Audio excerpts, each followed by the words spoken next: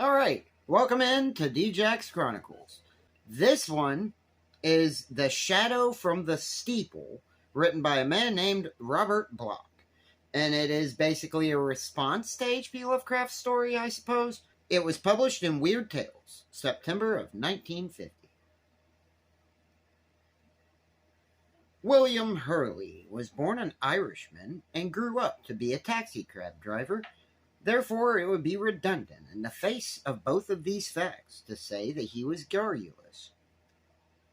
The minute he picked up his passenger in downtown Providence that warm summer evening, he began talking. The passenger, a tall, thin man in his early 30s, entered the cab and sat back, clutching a briefcase.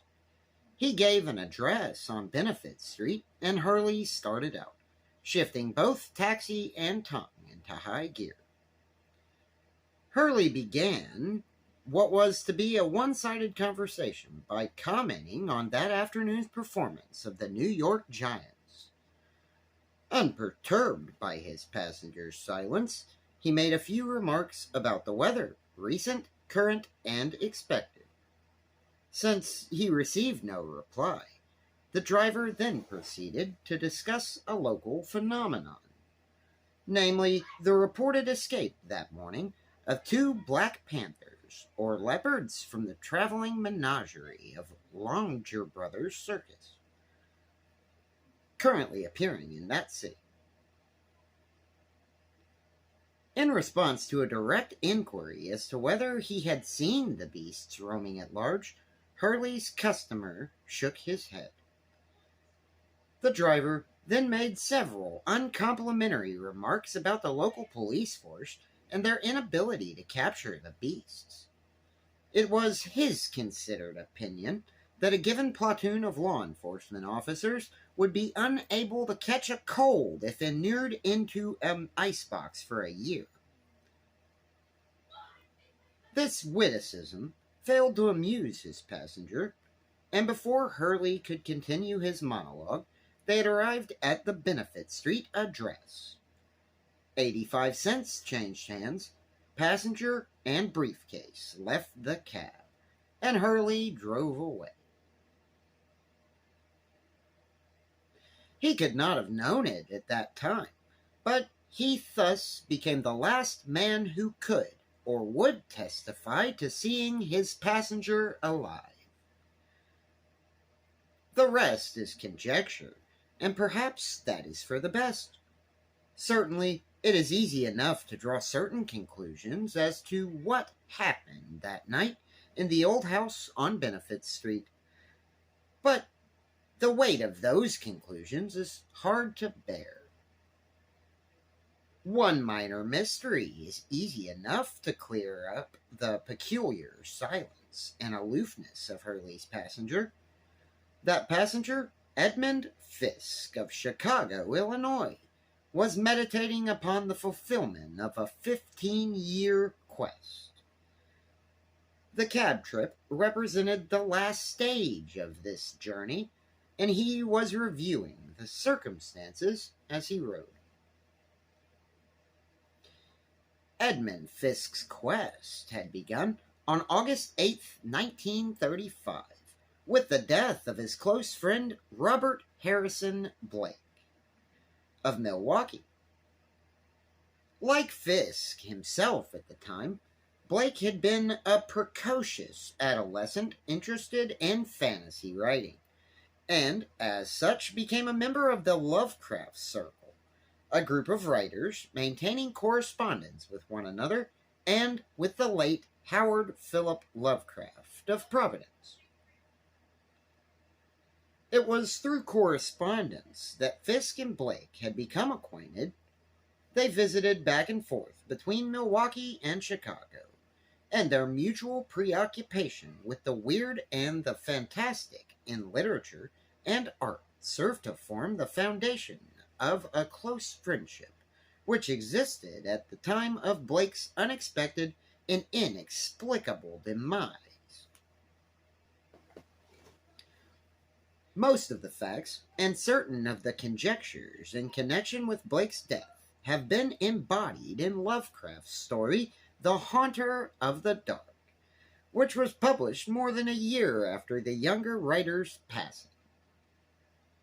Lovecraft had an excellent opportunity to observe matters, for it was on his suggestion that young Blake had journeyed to Providence early in 1935 and had been provided with living quarters on College Street by Lovecraft himself. So, it was both as friend and neighbor that the elder fantasy writer had acted in narrating the singular story of Robert Harrison Blake's last months.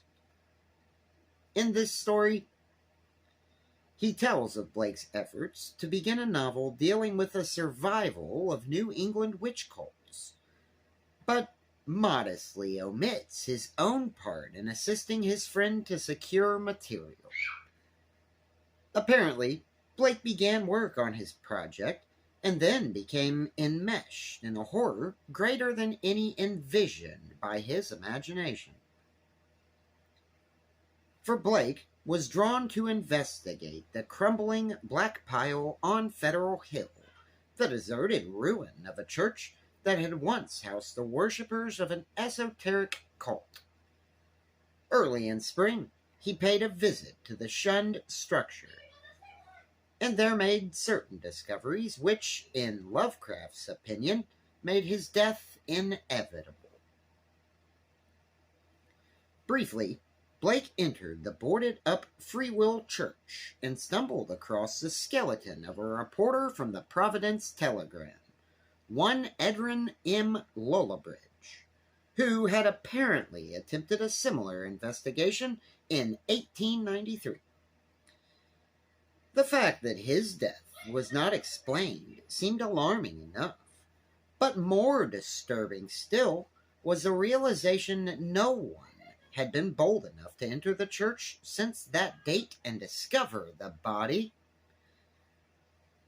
Blake found the reporter's notebook in his clothing, and its contents afforded a partial revelation.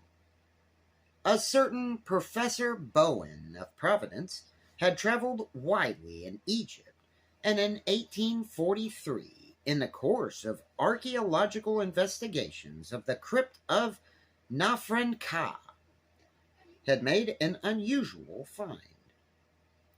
Nafren-Ka is a forgotten pharaoh whose name has been cursed by the priests and obliterated from official dynasty records. The name was familiar to the young writer at the time, due largely to the work of another Milwaukee author who had dealt with the semi-legendary ruler in his tale, Thane of the Black Pharaoh. But the discovery Bowen made in the crypt was totally unexpected. The reporter's notebook said little of the actual name of that discovery, but it recorded subsequent events in a precise chronological fashion.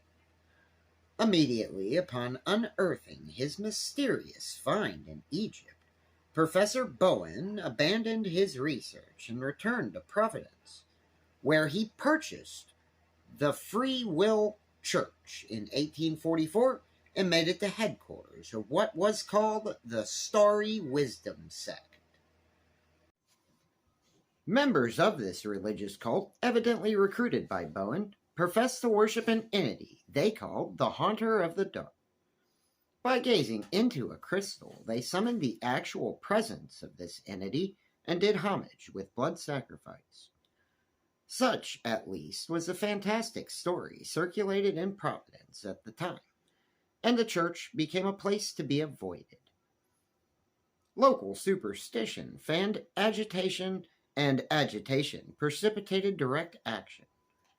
In May of 1877, the sect was forcibly broken up by the authorities due to public pressure, and several hundred of its members abruptly left the city.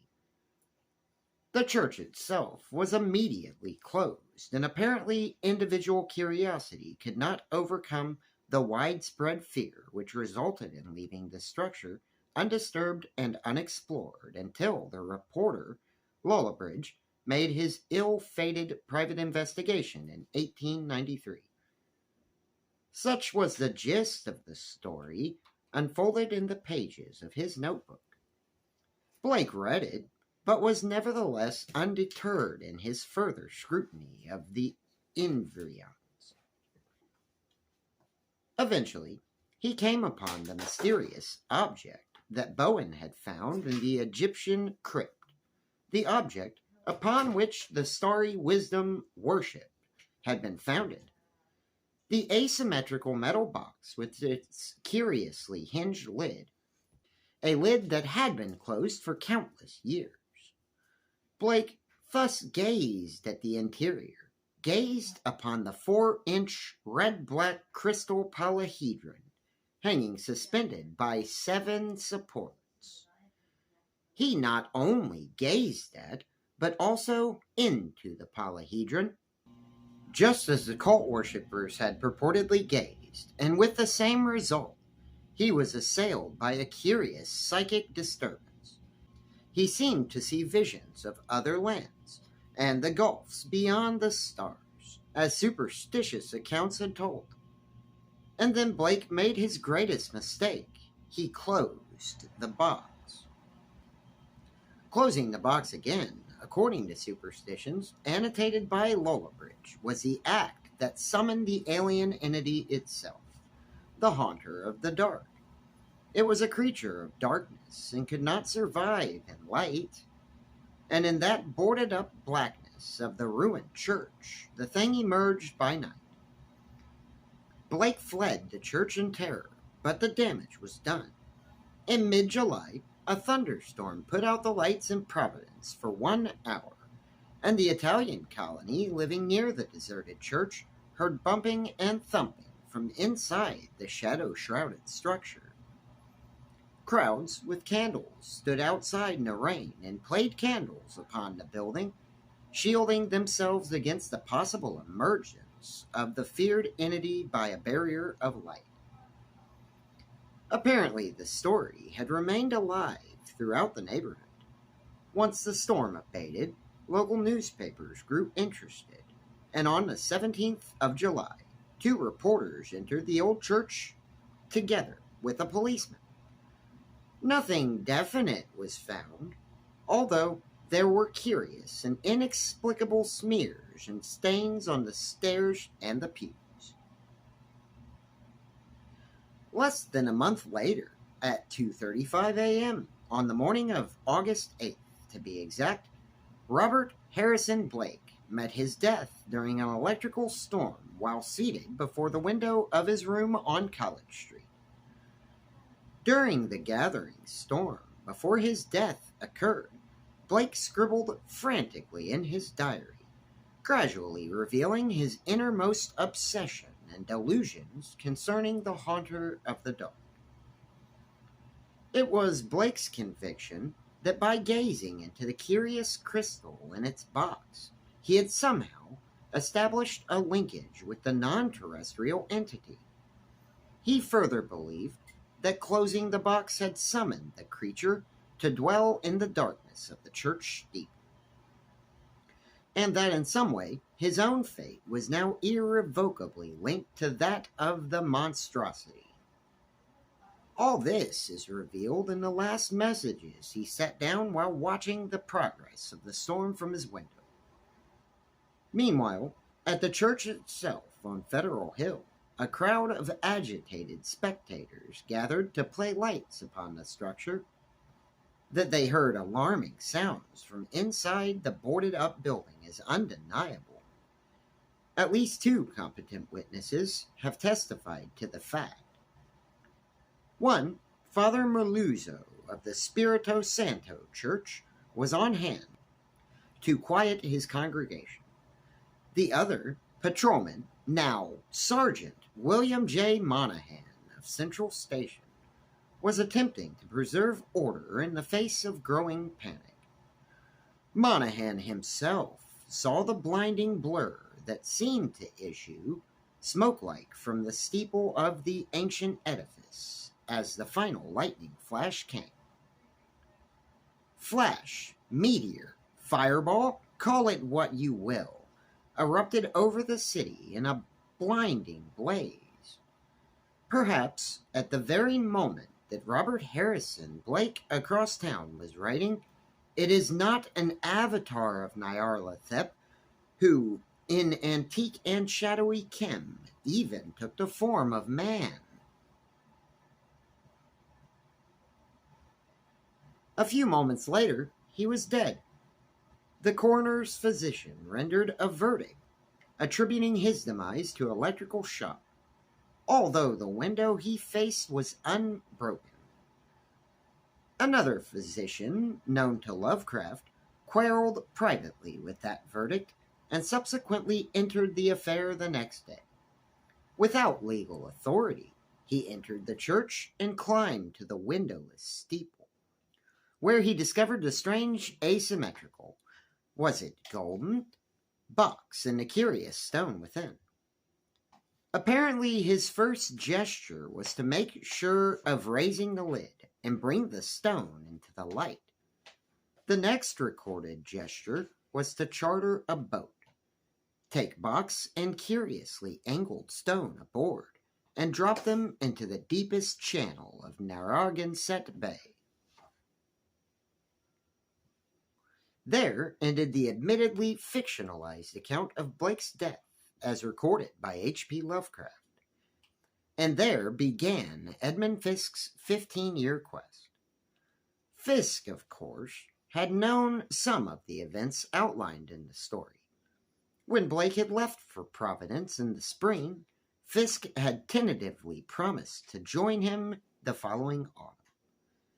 At first, the two friends had exchanged letters regularly, but by early summer, Blake ceased correspondence altogether.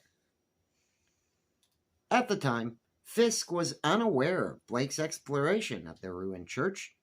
He could not account for Blake's silence, and wrote Lovecraft for a possible explanation. Lovecraft could supply little information. Young Blake, he said, had visited with him frequently during the early weeks of his stay, had consulted him about his writing, and had accompanied him on several nocturnal strolls throughout the city. But during the summer, Blake's neighborliness ceased. It was not in Lovecraft's reclusive nature to impose himself upon others, and he did not seek to invade Blake's privacy for several weeks. When he did so, and learned from the almost hysterical adolescent of his experiences in the forbidden church on Federal Hill, Lovecraft offered words of warning and advice, but it was already too late. Within 10 days of his visit came the shocking end. Fisk learned of that end from Lovecraft on the following day. It was his task to break the news to Blake's parents. For a time, he was tempted to visit Providence immediately, but lacked the funds, and the pressure of his own domestic affairs forestalled him. The body of his young friend duly arrived, and Fisk attended the brief ceremony of cremation. Then Lovecraft began his own investigation, an investigation which ultimately resulted in the publication of his story. And there the matter might have rested. But Fisk was not satisfied. His best friend had died under circumstances which even the most skeptical must admit were mysterious. The local authorities summarily wrote off the matter with a fatuous and inadequate explanation. Fisk determined to ascertain the truth. Bear in mind one salient fact. All three of these men, Lovecraft, Blake, and Fisk, were professional writers and students of the supernatural or the supernormal. All three of them had extraordinary access to a bulk of written material dealing with ancient legend and superstition. Ironically enough, the use to which they put their knowledge knowledge was limited to excursions into so-called fantasy fiction. But none of them, in the light of their own experience, could wholly join their reading audience in scoffing at the myths of which they wrote. For as Fisk wrote to Lovecraft, the term myth, as we know, is merely a polite euphemism. Blake's death was not a myth, but a hideous reality. I implore you to investigate fully, see the matter through to the end. For if Blake's diary holds even a distorted truth, there is no telling what may be loosed upon this world. Lovecraft pledged cooperation, discovered the fate of the metal box and its contents, and endeavored to arrange a meeting with Dr. Ambrose Dexter of Benefit Street. Dr. Dexter, it appeared, had left town immediately following his dramatic theft and disposal of the shining trapezohedron, as Lovecraft called it. Lovecraft then apparently interviewed Father Merluzzo and Patrolman Monahan, plunged into the files of the bulletin, and endeavored to reconstruct the story of the Starry Wisdom sect and the entity that they worshipped. Of course, he learned a good deal more than he dared to put into his magazine story. His letters to Edmund Fisk in the late fall and early spring of 1936 contained guarded hints and references to menaces from outside. But he seemed anxious to reassure Fisk that if there had been any menace, even in the realistic rather than the supernatural sense, the danger was now averted because Dr. Dexter had disposed of the shining trapezohedron, which acted as a summoning talisman. Such was the gist of his report, and the matter rested there for a time. Fisk made tentative arrangements early in 1937 to visit Lovecraft at his home, with the private intention of doing some further research on his own into the case of Blake's death. But once again, circumstances intervened, for in March of that year, Lovecraft died. His unexpected passing plunged Fisk into a period of mental despondency, from which he was slow to recover. Accordingly, it was not until almost a year later that Edmund Fisk paid his first visit to Providence and to the scene of the tragic episodes which brought Blake's life to a close. For somehow, always, a black undercurrent of suspicion existed. The coroner's physician had been glib. Lovecraft had been tactful. The press and the general public had accepted matters completely. Yet Blake was dead, and there had been an entity abroad in the night. Fisk felt that if he could visit the accursed church himself, talk to Dr. Dexter and find out what had drawn him into the affair, interrogate the reporters, and pursue any relevant leads or clues, he might eventually hope to uncover the truth and at least clear his dear friend's name of the ugly shadow of mental unbalance. Accordingly, Fisk's first step was arriving in Providence and registering at a hotel, was to set out for Federal Hill and the ruined church. The search was doomed to immediate, irremediable disappointment, for the church was no more. It had been razed the previous fall, and the property taken over by the city authorities. The black and baleful spire no longer cast its spell over the hill. Fisk immediately took pains to see Father Merluzzo at Spirito Sancto, a few squares away. He learned from a courteous housekeeper that Father Merluzzo had died in 1936, within a year of young Blake. Discouraged but persistent, Fisk next attempted to reach Dr. Dexter. But the old house on Benefit Street was boarded up. A call to the Physician's Service Bureau produced only the cryptic information that Ambrose Dexter, MD, had left the city for an indeterminate stay. Nor did a visit with the city editor of the bulletin yield any better result.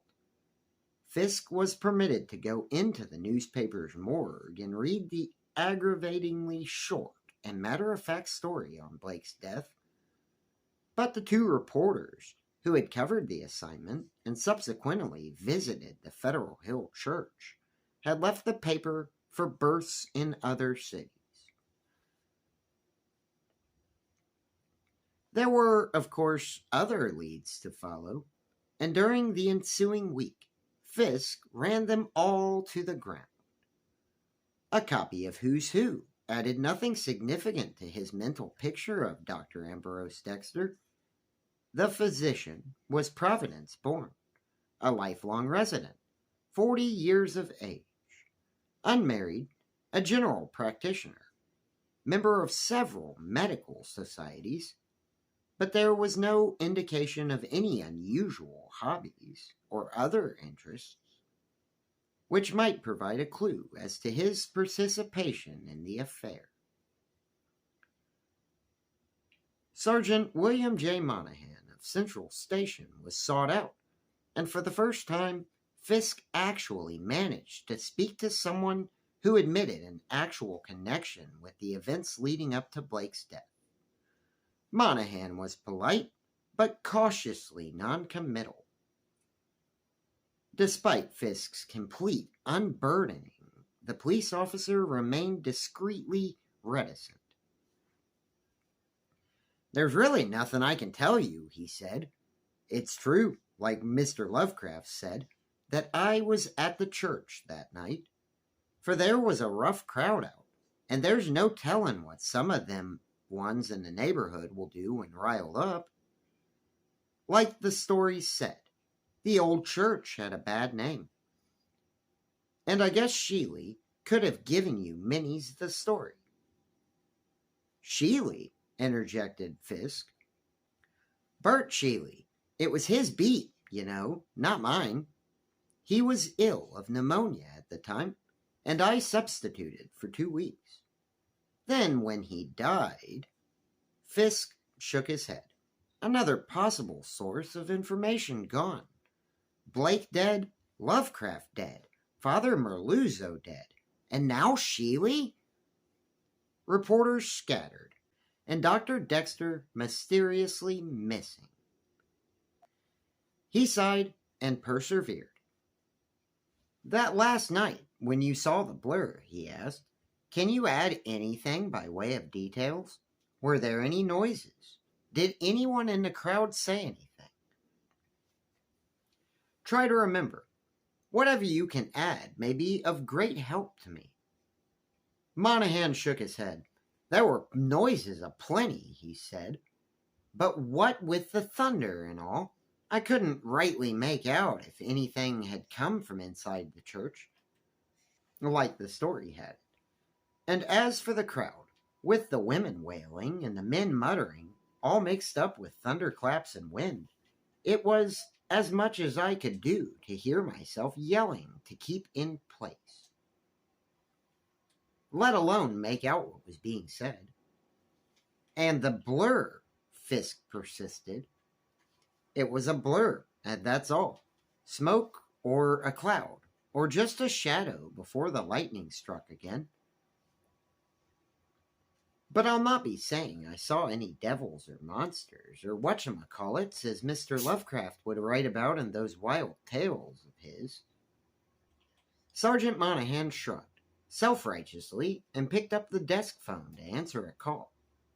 The interview was obviously at an end. And so, for the nonce, was Fisk's quest.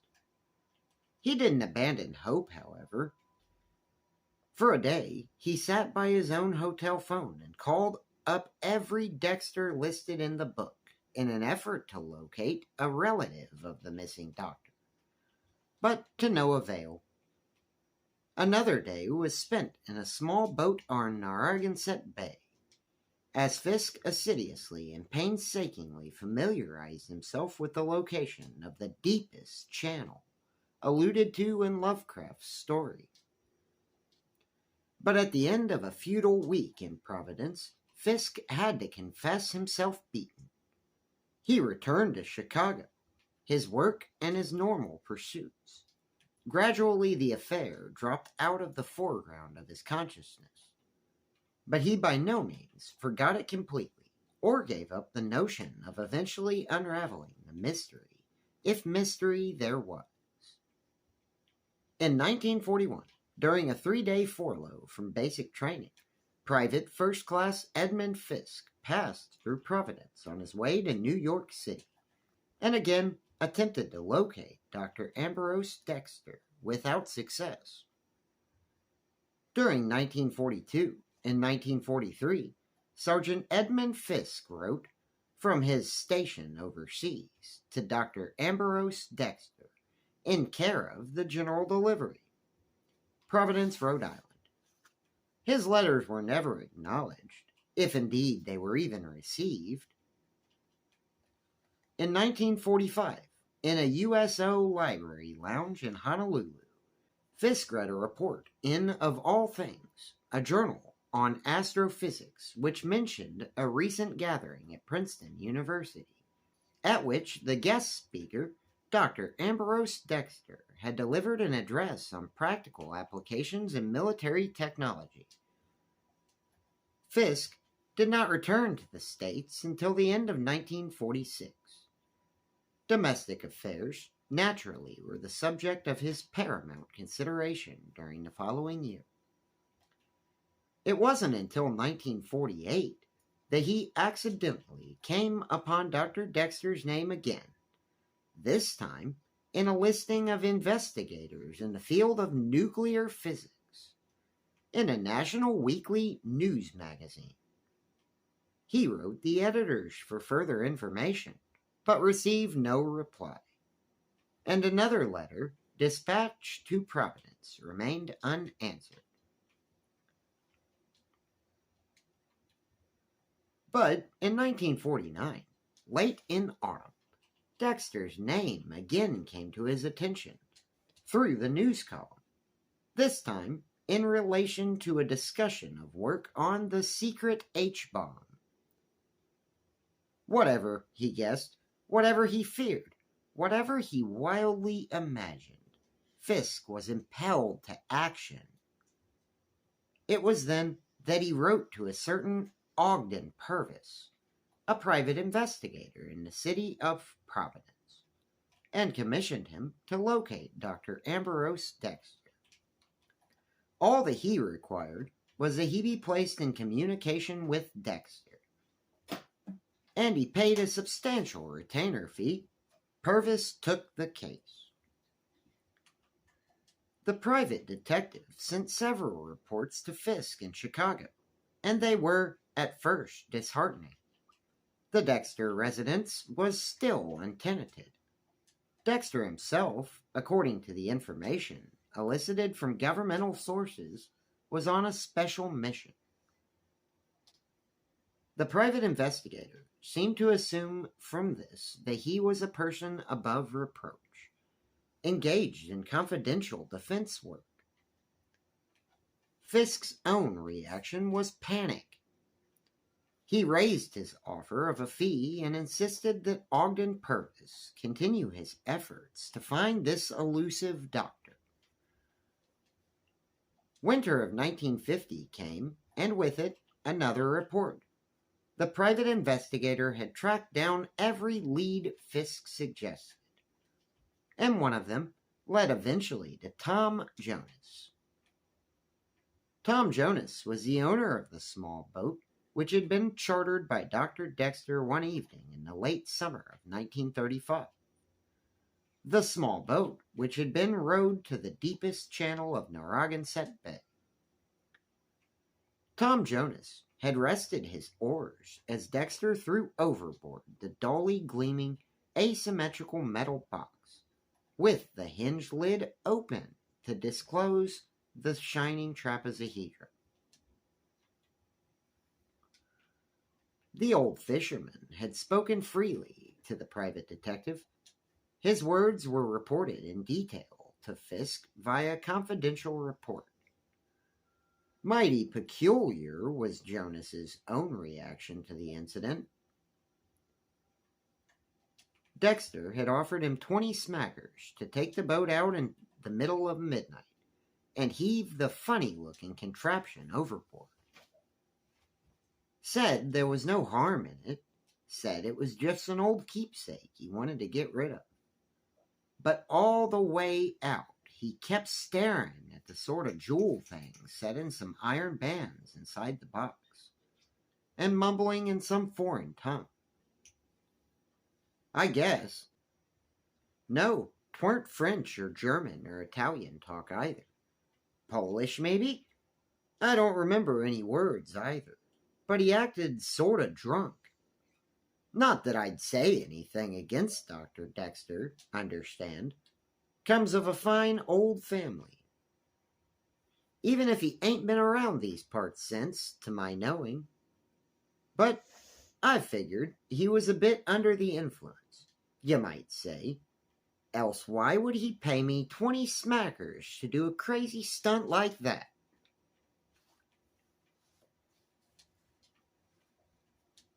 There was more to the verbatim transcript of the old fisherman's monologue, but it did not explain anything. He sure seemed glad to get rid of it, as I recollect. On the way back, he told me to keep mum about it. But I can't see no harm in telling at this late date. I wouldn't hold anything back from the law. Evidently, the private investigator had made use of a rather unethical stratagem, posting as an actual detective in order to get Jonas to talk. This did not bother Fisk in Chicago. It was enough to get his grasp on something tangible at last. Enough to make him send Purvis another payment, with instructions to keep up the search for Ambrose Dexter. Several months passed in waiting. Then, in late spring, came the news Fisk had waited for. Dr. Dexter was back. He had returned to his house on Benefit Street. The boards had been removed. Furniture vans arrived to discharge their contents, and a manservant appeared to answer the door and to take telephone messages. Dr. Dexter was not at home to the investigator or to anyone. He was, it appeared, recuperating from a severe illness contracted while in government service. He took a card from Purvis and promised to deliver a message, but repeated calls brought no indication of a reply. Nor did Purvis, who conscientiously cased the house and neighborhood, ever succeed in laying his eyes upon the doctor himself, or in finding anyone who claimed to have seen the convalescent physician on the street. Groceries were delivered regularly. Mail appeared in the box. Lights glowed in the Benefit Street house nightly until all hours. As a matter of fact, this was the only concrete statement Purvis could make regarding any possible irregularity. In Dr. Dexter's mode of life, he seemed to keep electricity burning 24 hours a day. Fisk promptly dispatched another letter to Dr. Dexter, and then another. Still no acknowledgement or reply was forthcoming. And after several more unenlightening reports from Purvis, Fisk made up his mind. He would go to Providence and see Dexter. Somehow, come what may. He might be completely wrong in his suspicions. He might be completely wrong in his assumption that Dr. Dexter could clear the name of his dead friend. He might be completely wrong in even surmising any connection between the two, but for 15 years he had brooded and wondered, and it was time to put an end to his own inner conflict. Accordingly, late that summer, Fisk wired Purvis of his intentions and instructed him to meet him at the hotel upon his arrival.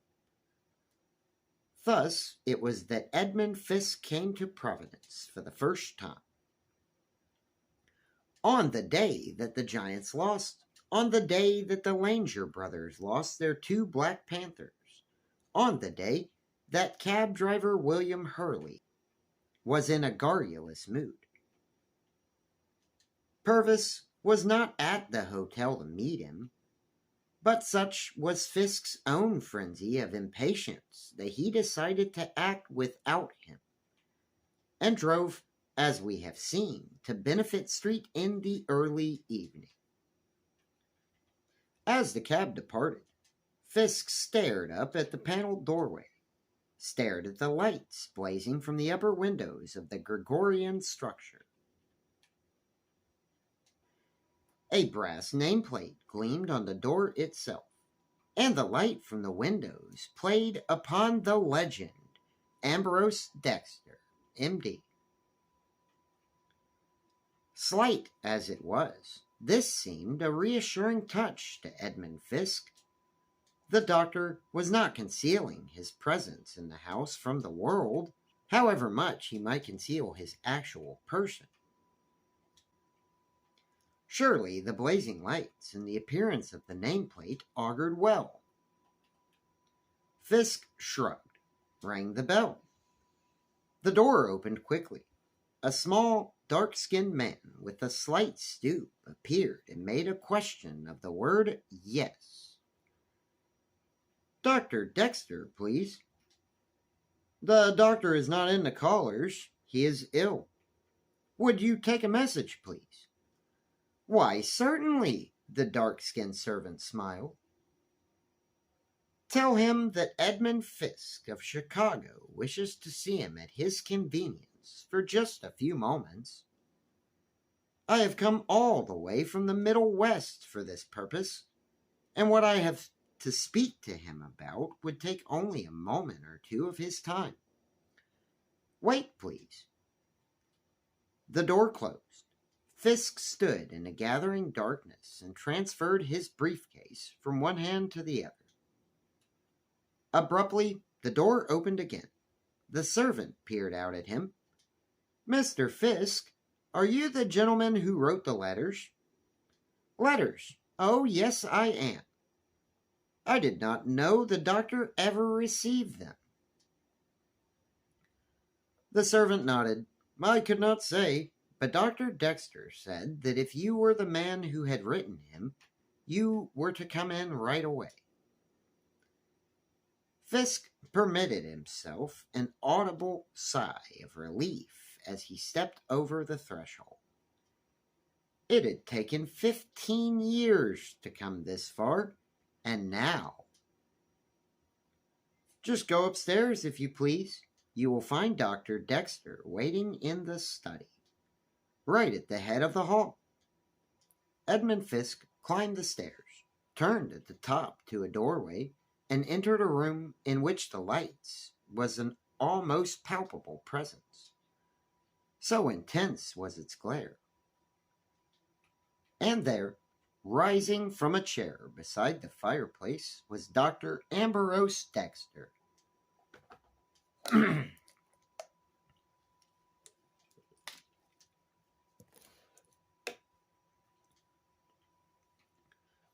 Fisk found himself facing a tall, thin, immaculately dressed man who may have been 50, but who scarcely looked 35. A man whose wholly natural grace and elegance of movement concealed the sole incongruity of his aspect, a very deep suntan. "So you are Edmund Fisk." The voice was soft, well modulated, and unmistakably New England. and the accompanying handclasp warm and firm. Dr. Dexter's smile was natural and friendly. White teeth gleamed against the brown background of his features. "Won't you sit down?" invited the doctor. He indicated a chair and bowed slightly. Fisk couldn't help but stare. There was certainly no indication of any present or recent illness in the host's demeanor or behavior. As Dr. Dexter resumed his own seat near the fire, and Fisk moved around the chair to join him, he noted the bookshelves on either side of the room. The size and shape of several volumes immediately engaged his rapt attention, so much that he hesitated before taking a seat, and instead inspected the titles of the tomes.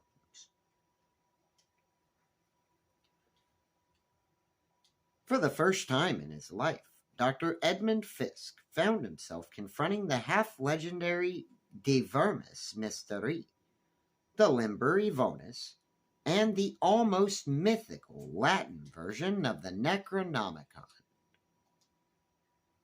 Without seeking his host's permission, he lifted the bulk of the latter volume from the shelf and rifled through the yellowed pages of the Spanish translation of 1622.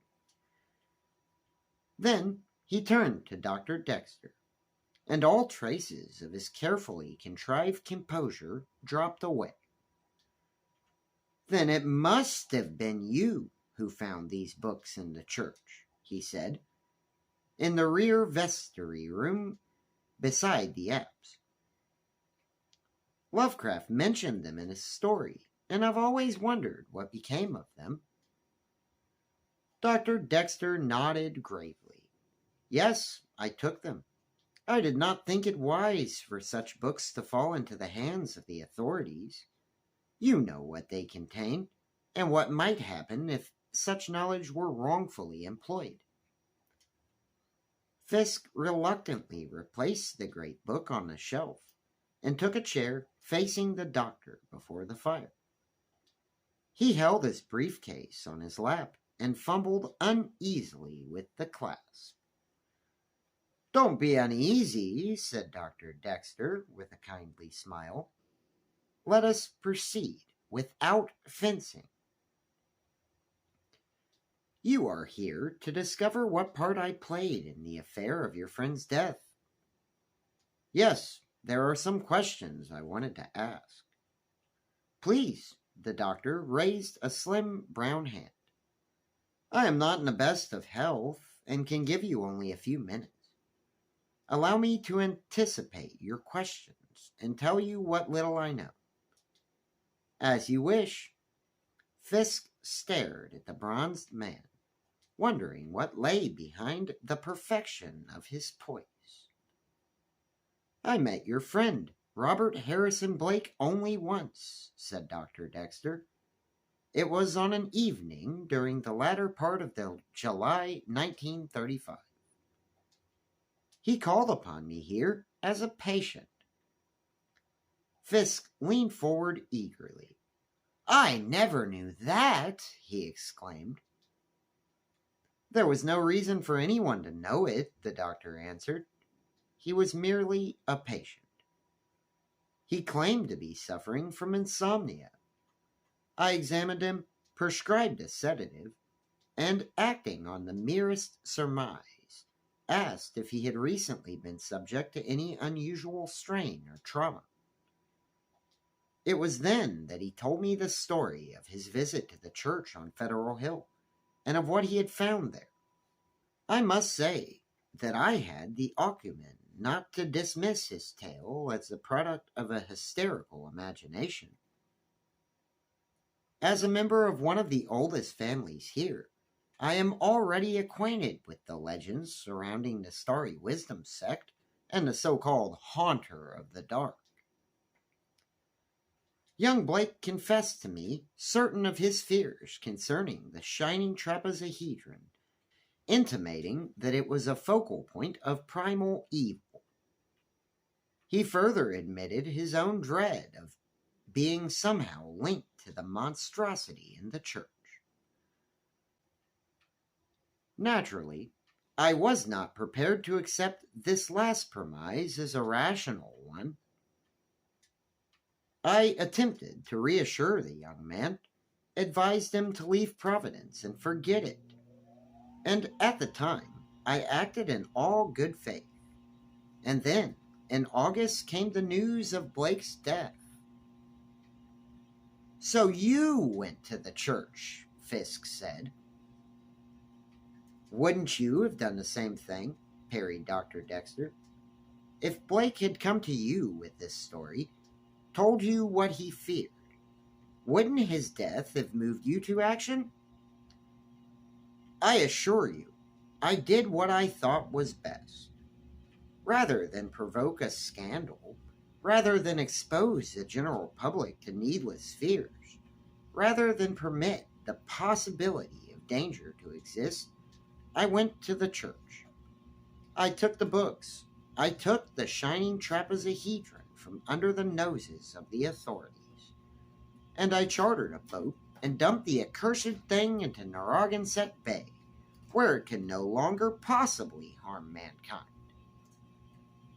The lid was up when I dropped it, for as you know, only darkness can summon the haunter, and now the stone is eternally exposed to light. But that is all I can tell you. I regret that my work in recent years has prevented me from seeing or communicating with you before this. I appreciate your interest in the affair, and trust my remarks will help to clarify, in a small way, your bewilderment. As to young Blake, in my capacity as examining physician, I will gladly give you a written testimony to my belief in his sanity at the time of his death. I'll have to draw it up tomorrow and send it to your hotel, if you give me the address. Fair enough?" The doctor rose, signifying that the interview was over. But Fisk remained seated, shifting his briefcase. "Now, if you will excuse me," the physician murmured. "In a moment. There are still one or two brief questions I'd appreciate your answering." "Certainly." If Dr. Dexter was irritated, he gave no sign of it. "Did you by any chance see Lovecraft during or before his last illness?" "No, I was not his physician. In fact, I never met the man. Though, of course, I knew of him and his work." "What caused you to leave Providence so abruptly after the Blake affair?" "My interests in physics superseded my interests in medicine. As you may or may not know, during the past decade or more, I have been working on problems relative to atomic energy and nuclear fission. In fact, starting tomorrow, I am leaving Providence once more to deliver a course of lectures before the faculties of Eastern universities and certain governmental groups." "That is very interesting to me, Doctor," said Fisk. "By the way, did you ever meet Einstein?" "As a matter of fact, I did, some years ago. I worked with him on... But no matter. I must beg you to excuse me now. At another time, perhaps, we can discuss such things." His impatience was unmistakable now. Fisk rose, lifting his briefcase in one hand and reaching out to extinguish a table lamp with the other. Dr. Dexter crossed swiftly and lighted the lamp again. "Why are you afraid of the dark, Doctor?" asked Fisk softly. "I am not a..." For the first time, the physician seemed on the verge of losing his composure. "What makes you think that?" he whispered. "It's the shining trapezohedron, isn't it?" Fisk continued. When you threw it into the bay, you acted too hastily. You didn't remember at the time that even if you left the lid open, the stone would be surrounded by darkness there at the bottom of the channel. Perhaps the haunter didn't want you to remember. You looked into the stone just as Blake did and established the same psychic linkage. And when you threw the thing away, you gave it into perpetual darkness, where the haunter's power would feed and grow. That's why you left Providence, because you were afraid the haunter would come to you, just as it came to Blake. And because you knew that now the thing would remain abroad forever. Dr. Dexter moved toward the door. I must definitely ask you to leave now, he said. If you're implying that I keep the lights on because I am afraid of the haunter coming after me, the way that it did Blake, then you are mistaken. Frisk smiled wryly. That's not it at all, he answered. I know you don't fear that because it's too late. The haunter must have come to you long before this, perhaps within a day or so after you gave it power by consigning the trapezohedron to the blackness of the bay. It came to you, but unlike the case of Blake, it did not kill you. It used you. That's why you fear the dark. You fear it as the haunter itself fears being discovered. I believe that in the darkness you look different, more like the old shape. Because when the haunter came to you, it did not kill you, but instead merged. You are the haunter of the dark. Mr. Fisk, really? There is no Dr. Dexter. There hasn't been any such person for many years now. There's only the outer shell, possessed by an entity older than the world. An entity that is moving quickly and cunningly to bring destruction to all mankind. It was you who turned scientist and insinuated yourself into the proper circles, hinting and prompting and assisting foolish men into their sudden discovery of nuclear fission. When the first atomic bomb fell, how you must have laughed. And now you've given them the secret of the hydrogen bomb. And you're going to teach them more, show them new ways to bring about their own destruction. It took me years of brooding to discover the clues, the keys to the so-called wild myths that Lovecraft wrote about. For he wrote in parable and allegory, but he wrote the truth. He has set it down in black and white time and time again. The prophecy of your coming to Earth. Blake knew it at the last when he identified the haunter by its rightful name. And that is, snapped the doctor, Nyarlathotep. The brown face creased into a grimace of laughter. I'm afraid you're a victim of the same fantasy projections as poor Blake and your friend Lovecraft. Everyone knows that Nyarlathotep is pure invention, part of the Lovecraft mythos. I thought so, until I found the clue in this poem. That's when it all fitted in. The haunter of the dark, your fleeing, and your sudden interest in scientific research. Lovecraft's words took on a new meaning. And at the last from inner Egypt came the strange dark one to whom the fellows bowed. Fisk chanted the lines, staring at the black face of the physician. Nonsense! If you must know, this dermatological disturbance of mine is the result of exposure to radiation at Los Alamos. Fisk did not heed. He was continuing Lovecraft's poem. The wild beasts followed him and licked his hands. Soon from the sea a noxious birth began, forgotten lands with weedy spires of gold. The ground was cleft, and mad auroras rolled down on the quaking citadels of man. Then, crushing what he chanced to mold and play, the idiot chaos blew Earth's dust away. Dr. Dexter shook his head. Ridiculous, on the face of it, he asserted. Surely, even in your, upset condition, you can understand that. Man, the poem has no literal meaning.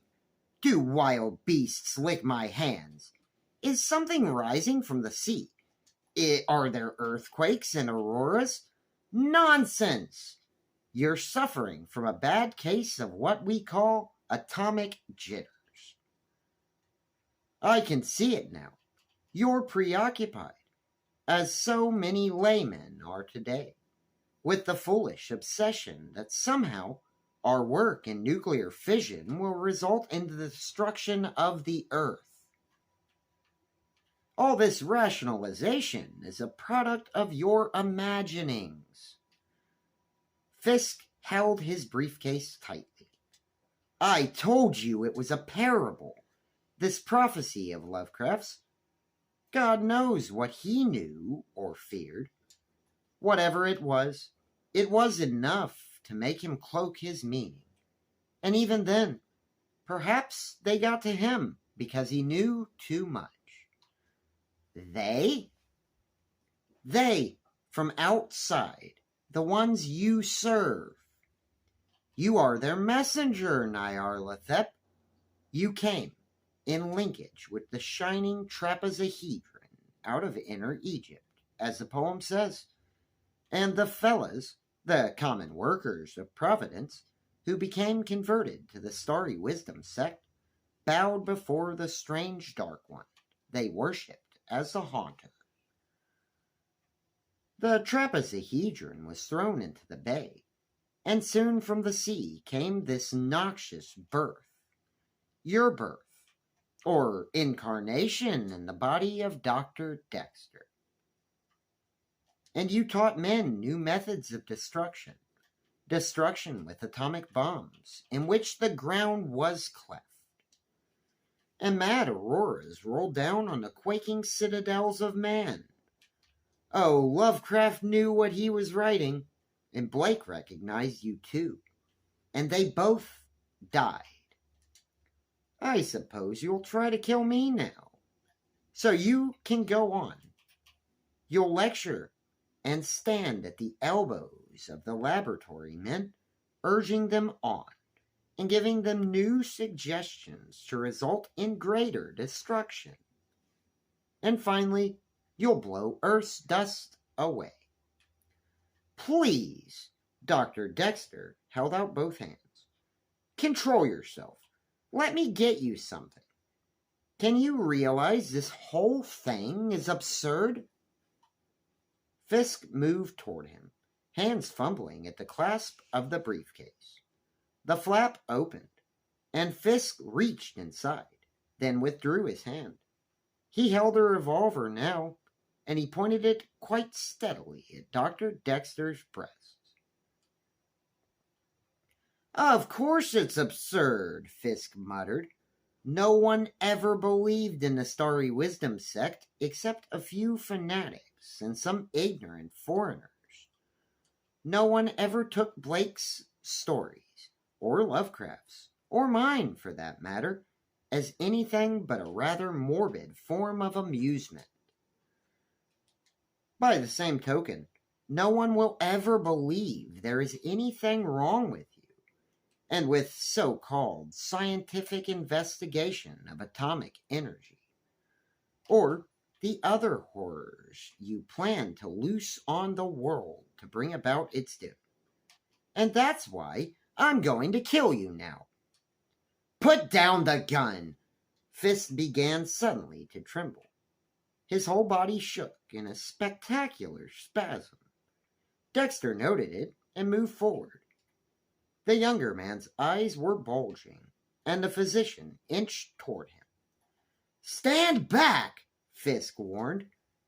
The words were disjointed by the convulsive shuddering of his jaws. "That's all I needed to know. Since you are in a human body, you can be destroyed by ordinary weapons. As so, I do destroy you, Nyarlathotep." His finger moved. So did Dr. Dexter's. His hand went swiftly behind him to the master light switch on the wall. A click, and the room was plunged into utter darkness. Not utter darkness, for there was a glow. The face and hands of Dr. Ambrose Dexter glowed with a phosphorescent fire in the dark. There are presumable forms of radiation poisoning which can cause such an effect, and no doubt Dr. Dexter would have so explained the phenomenon to Edmund Fisk had he the opportunity. But there was no opportunity. Edmund Fisk heard the click, saw the fantastic flaming features, and pitched forward to the floor. Dr. Dexter quietly switched on the lights, went over to the young man's side, and knelt for a long moment. He sought a pulse in vain. Edmund Fisk was dead. The doctor sighed, rose, and left the room. In the hall downstairs, he summoned his servant. "There has been a regrettable accident," he said. "That young visitor of mine, a hysteric, suffered a heart attack. You had better call the police immediately. And then continue with the packing. We must leave tomorrow for the lecture tour." "But the police may detain you." Dr. Dexter shook his head. "I think not. It's a clear-cut case. In any event, I can easily explain. When they arrive, notify me. I shall be in the garden." The doctor proceeded down the hall to the rear exit and emerged upon the moonlit splendor of the garden behind the house on Benefit Street. The radiant vista was walled off from the world, utterly deserted. The dark man stood in moonlight, and its glow mingled with his own aura. At that moment, two silken shadows leapt over the wall. They crouched in the coolness of the garden, then slithered forward toward Dr. Dexter.